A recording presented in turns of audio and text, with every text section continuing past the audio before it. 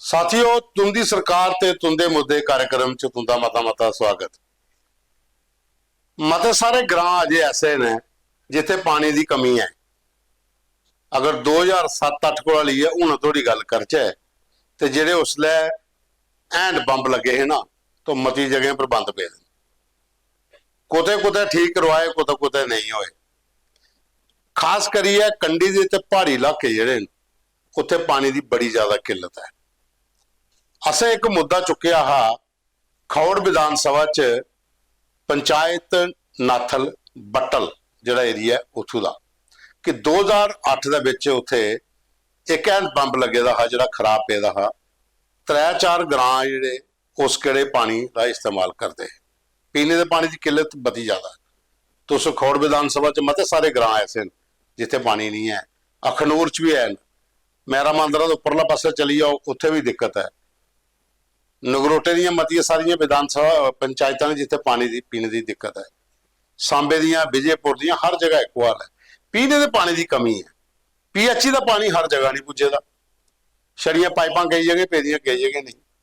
तो यह मुद्दा साडे कोल आया हा तो हुण सानू परशोत्तम होर ने उत्थों दे उन्हें भेजिया कि यह जिहड़ा तुंदा मुद्दा हा यह मंत्री सतीश होरें पूरा कर उड़िया। एक पूरी गड्डी भरोची की पाइपें दी उत्थे आई, हैंड पंप जो सुके पे रहा, पाइपें दी कोई खराबियां वो पूरा चालू कर उड़िया। और कन्ने जिथे एक होर जगह ही उत्थों वास्ते भी पाइपां लाट कर उड़िया। तो उन्हें हूँ पानी सारे ग्रां वास्ते पुजी आ। ये पंचायत नाथल बट्टल जिहड़ा पौंदा खौड़ विधान सभा च उत्थों दा है। और लोकें मंत्री का सतीश शर्मा दा थैंक्स भी किया ते न्यूज़ रूम 24 आवाज़ का भी प्रोग्राम तुसें पूरा देखना है, लाइक करना तो शेयर भी करना और कमेंट्स भी जरूर करने, क्योंकि अजे भी कुछ ऐसे इलाके अस मुद्दे चुका दे, अस कोशिश करने जिन्हें को ज्यादा हल हो सकन। अस तुंदे लिंक जो खबर का भेजे लॉबी मंत्रियों को भेजने, उनके जो सैकटरी या PA उनके गल भी करने कि ये मंत्री थोड़ी पजाओ और कोशिश कर रहे हैं कि ज्यादा को ज्यादा मसले हल हो जाए। क्योंकि ग्रां पिंड च रोड की हालत तुम पता अजे भी खस्ता है, पीने के पानी की, बिजली की बहुत बुरी हालत है। लेकिन कोशिश है तो साड़ा साथ देगे तो प्रोग्राम अगर चलता रहोगा, अस तुंदे मुद्दे हल करवाते रहोगे। खबर के विच कैप्शन दिता एक मोबाइल नंबर भी है, उहदे पर तुसीं अपने फोटो वीडियो मुद्दे जिहड़े सानूं भेजने और प्रोग्राम की पूरा देखना, लाइक करना तो शेयर भी करना। Hello everyone. SR College of Competitions has been guiding civil services aspirants for the last 25 years with consistently strong result and a track record of successful candidates. If you're a graduate, our regular batches are designed to give you a focused start for IAS and JKS examinations. अगर आप college में हैं, हमारे foundation batch will help you build the right base from the beginning. Our course offers complete syllabus coverage, prelims plus mains, GS paper 1 to 4, essay and CSAT. We have experienced UPSC and JKS faculties. We provide updated study material, regular tests, daily and weekly answer writing sessions, personalized feedback and mentoring by UPSC qualifiers. For free guidance session, you can call on the numbers given on your screen. ਉਹਦੇ ਬਾਅਦ ਚ ਇੱਕ ਮੁੱਦਾ ਹੋਰ ਸਾਡੇ ਕੋਲ, ਇਹ ਬਿਜਲੀ ਦੀ ਬੜੀ ਸਮੱਸਿਆ ਬਿਸ਼ਨਾਹ ਚ ਹੀ।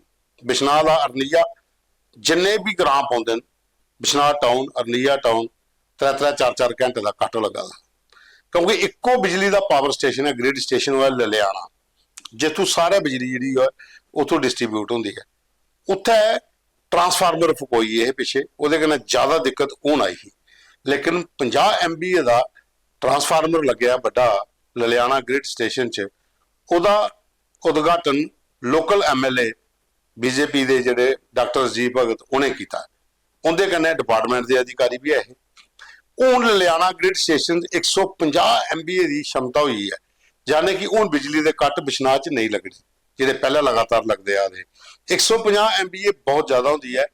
पूरी विधान सभा के कुछ इलाके होर भी हैं कन्नै जुड़े दूई विधान सभा के, लेकिन बिशनाह विधान सभा च बिजली की समस्या जिहड़ी है ये हुण खत्म हो जाए, जिहड़ा कि दावा है डिपार्टमेंट का ते विधायक का कि 150 MVA की क्षमता बड़ी ज्यादा होती है।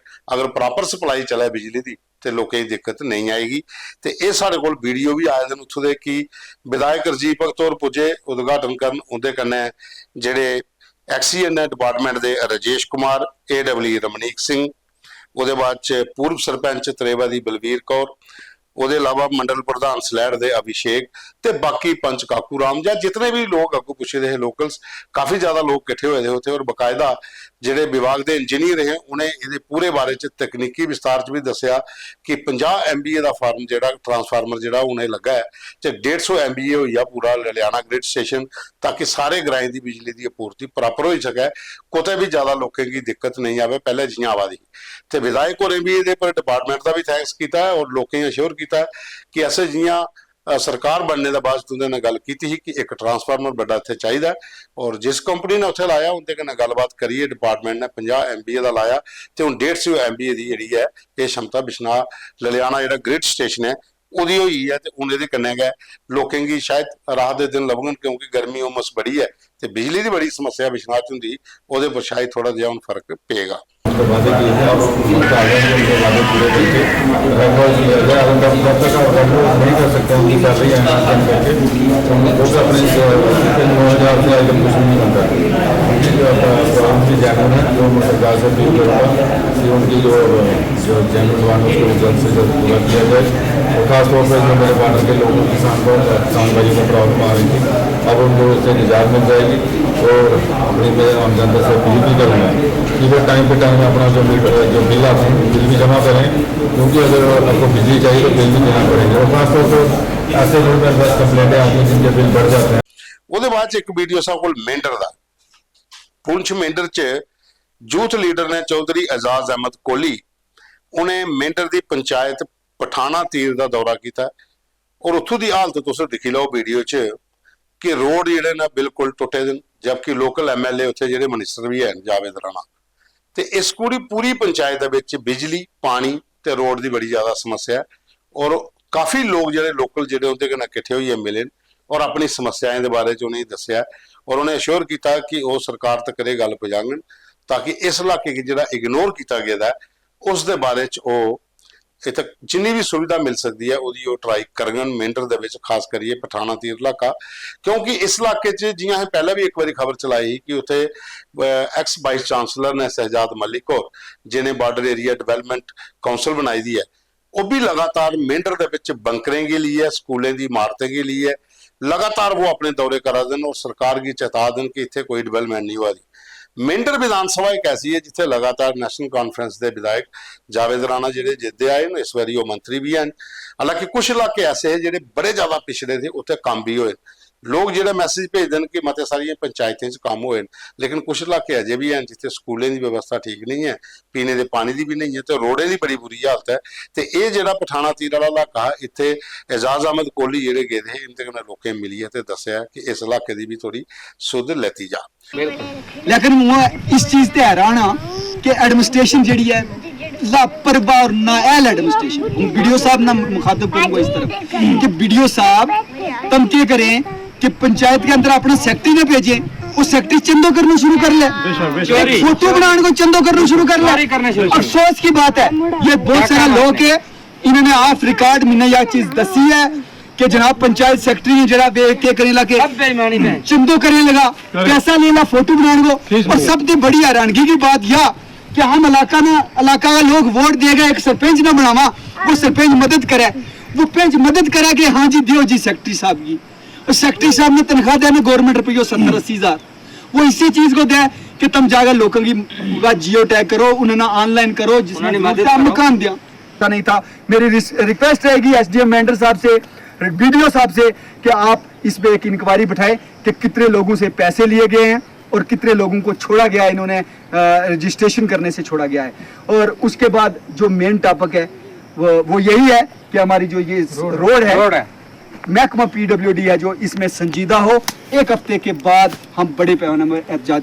ਉਹਦੇ ਬਾਅਦ ਚ ਇੱਕ ਮੁੱਦਾ ਸਾਡੇ ਕੋਲ ਆਇਆ ਦਾ ਐਕਸ ਸਰਵਿਸਮੈਨ ਰਜਿੰਦਰ ਸਿੰਘ ਪ੍ਰੇਮ ਸਿੰਘ ਸੋਹਣ ਲਾਲ ਹੋਰ ਇਹ ਆਖਾ ਦਿਨ ਕਿ ਬਰਖਾ ਬੜੀ ਘੱਟ ਹੋਇਆ ਜੀ ਤੇ ਨਹਿਰੇ ਦਾ ਪਾਣੀ ਸਾਡੇ ਬਿਸ਼ਨਾਹ ਤੇ ਆਰਸਪੁਰਾ ਦੇ ਬਾਰਡਰ ਏਰੀਆ 'ਚ ਨਹੀਂ ਪਹੁੰਚਿਆ।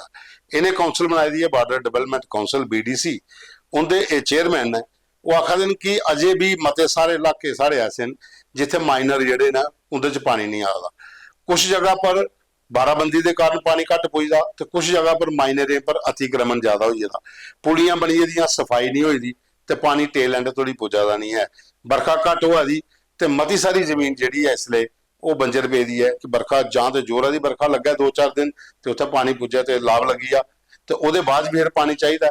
ਤੇ ਜੇ ਲਾਉਂਦੇ ਨੇ ਮੋਟਰ ਪੰਪ ਸੈਂਟ ਜਿਹੜੇ ਲੱਗੇ ਨੇ, ਬਿਜਲੀ ਦੀ ਪੂਰਤੀ ਘੱਟ ਹੈ, ਸਪਲਾਈ ਘੱਟ ਆਉਂਦੀ ਹੈ, ਬਿੱਲ ਬੜੇ ਜ਼ਿਆਦਾ ਆਉਂਦੇ ਨੇ। ਤੇ ਉਹਨੇ ਇਹ ਬਾਰਡਰ ਡਿਵੈਲਪਮੈਂਟ ਕੌਂਸਲ ਵਾਲੇ ਇਹ ਇਸ਼ੂ ਚੁੱਕੇ ਦਾ ਹੈ ਕਿ ਇਸ ਇਲਾਕੇ ਵੀ ਥੋੜਾ ਜਿਹਾ ਸਰਕਾਰ ਧਿਆਨ ਦੇ, ਜਿਹੜੇ ਮਾਈਨਰ ਨੇ ਉਹਦੀ ਸਫਾਈ ਕਰਵਾਈ ਜਾ ਤਾਂ ਕਿ ਆਉਣ ਵਾਲੇ ਦਿਨਾਂ 'ਚ ਕੋਈ ਜ਼ਿਆਦਾ ਪਰੇਸ਼ਾਨੀ ਨਹੀਂ ਹੋਇਆ। ਜਿਹੜੇ ਆਪਣੀ ਲਾਭ ਲਾਈ ਲੈਂਦੇ ਨੇ, ਹੁਣ ਮੁੰਜੀ ਜਿਹੜਾ ਲੱਗੀ ਆ ਉਹਦੇ ਬਾਅਦ ਵੀ ਲਗਾਤਾਰ ਪਾਣੀ ਚਾਹੀਦਾ ਹੁੰਦਾ ਤੇ ਸਰਕਾਰ ਵੀ ਥੋੜਾ ਜਿਹਾ ਇੱਧਰ ਧਿਆਨ ਦੇਣਾ ਚਾਹੀਦਾ। ਇਹ ਸਾਡੇ ਕੋਲ ਅੱਜ ਦੇ ਮੁੱਦੇ, ਫੋਟੋ ਦੇ ਵੀਡੀਓ ਜਿਹੜੇ ਅਸ ਤੁਸੀਂ ਹੀ ਦੱਸੇ ਜਿਵੇਂ ਤੁਸੀਂ ਪਹਿਲਾਂ मैं आख्या प्रोग्राम की पूरा देखना, लाइक करना, शेयर करना और कमेंट्स भी जरूर करने। कल भी मिल गए तुंदे कन्नै नवे मुद्दे कन्नै और सानू अपने मुद्दे फोटो वीडियो भेजते रहो।